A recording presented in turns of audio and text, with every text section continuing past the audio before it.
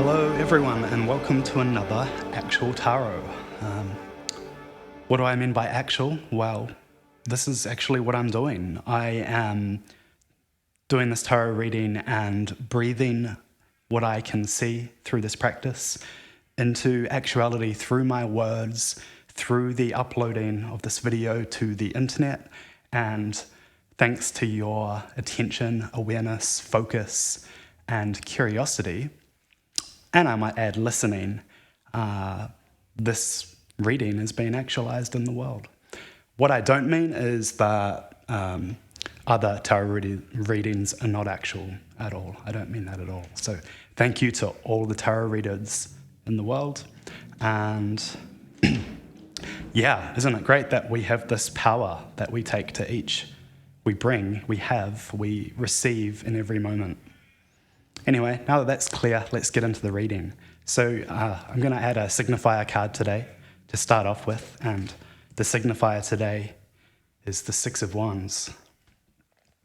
This is such an incredible card, so much power, so rich and vital. Immediately, I can see that we've got some Jupiter energy here. I'm not an astrologer, but I just want to mention that today Jupiter turns direct, and whilst, Jupiter doesn't, it's not like Jupiter actually literally turns around in the sky and heads in the other direction. It's our awareness, it's our perception, it's what we see if we're watching the star in the sky, which here in Victoria, Australia, we can see beautifully in this nice clear sky at the moment. However, awareness and perception count for a lot. Images and, as they say, optics count for a lot. They really do change and shift the way our engagement with them changes and shifts the way we see the world. An example of this is thinking about, for example, like governments and how we attribute so much power to governments and how they kind of rule and dictate the terms of how the world works, when really the power, what's the point here? The point is that the power is granted. And yes, they also can do some pretty shitty things. They can do some really great things too. But the point is that it's our vision and our scene of that is really what empowers us to step into our sovereignty and authority and be creative in the world. So anyway, the essence of this card is really it's centered in heart space and Tibet, right in the center of our body. And it's funny because our heart's not really in our center, it's actually slightly over to our left. But anyhow, there's a centering that happens when we tune into that. And yeah, this card really shares with us the power of our of the source energy that we project out into the world, and how that source, as we can see in the center of this card, this emanation, beautifully radiates out, and when we're in alignment with that, and we can attune to that and amplify and project that into the world. This card is very sort of energy, creativity, and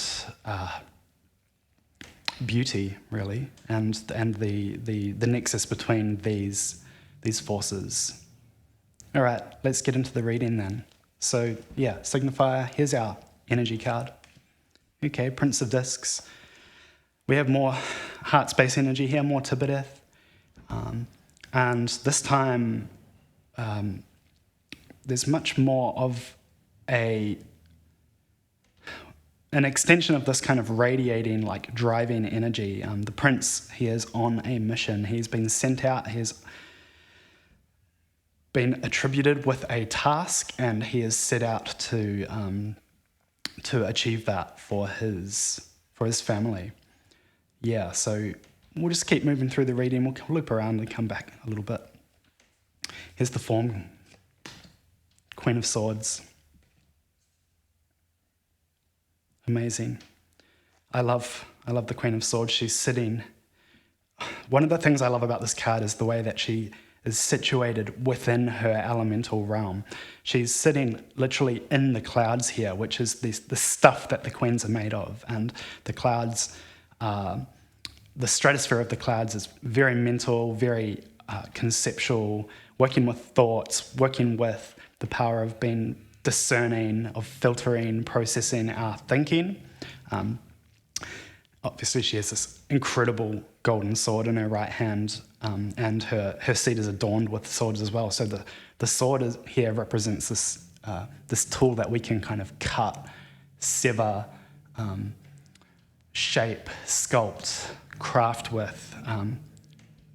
It's a blade. It's a tool for making incisions, and immediately, obviously, we can think of doing harm with that, but likewise we can also be very crafty and discerning and acute with that tool. So that's kind of what I see here. We'll continue on here. Here's the direction. Nice. Beautiful reciprocal energy of the Three of Cups. This is more Binah. I didn't mention that here, but the sphere Binah is the third Sephiroth, so very outside of time and space, conceptual essence, kind of source realm, sorcery. And Binah is sort of the in a sense, it's the ultimatum of the growth of potential from infinite, boundless possibility through to taking on some kind of form or structure. And Binah plays the role of providing the container or the vessel to receive that transmission and shape it into some kind of, not physical reality, but into a container that can be conceptualized, I suppose. So here are Three of Cups. We have this beautiful flowing reciprocal energy, and the lotus flowers blooming as a result of this flow, really. Okay, next card. This is the Catalyst card. Another prince, cool. So much Tippereth over here, isn't there? This yellow circle. Okay, so Prince of Cups, more cups energy here. This is very emotive, very deep felt, sort of subconscious dream space, dreaming, desire, and the depths of our experience, I suppose, of our inner experience. And sort of very similar thing happening with the Prince of Cups as there is with the Queen of Swords here, where the prince is actually kind of embedded into his elemental world here, whilst on a mission that he is set out on to attain for his family. Being a prince, being a delegatory, he is really sinking into his element here, and we can see that in the way that the water sort of flows from one cup to another and through his kind of clothing, through his kind of garment there, to bring him into complete sort of totality and oneness with his element. So again, we sort of see this flowing energy again, similar to the Three of Cups, the way the water reciprocates here. We see this descent from the cup which has been elevated, which I can only assume the prince has been instructed to do, is to kind of raise this cup and develop this gravitational charge, this potential energy that can then through simply magic, really, it's flowing over the top of this cup and splashing out of the bottom cup, where we notice that obviously both of the cups must be full in order for. Well, actually, I'm assuming that about the top cup. Maybe it's not. Maybe it's actual magic, and it's just sort of doing its thing. There must be some trickery in there. Anyway, let's move on to the next card. So that was the influence card. So I'm not sure if I said that before. Anyhow, this is kind of influencing the overall reading, the overall interpretation of this reading. Let's continue. So this is the Catalyst card.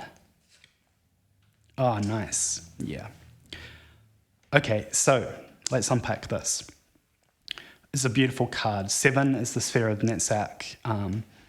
In this Sephiroth, we come into contact with understanding what our needs are. We can see clearly what we need. It's not that we're able to necessarily put that into action yet in terms of realizing or meeting those needs, but it's a beautiful place, a beautiful point of seeing. And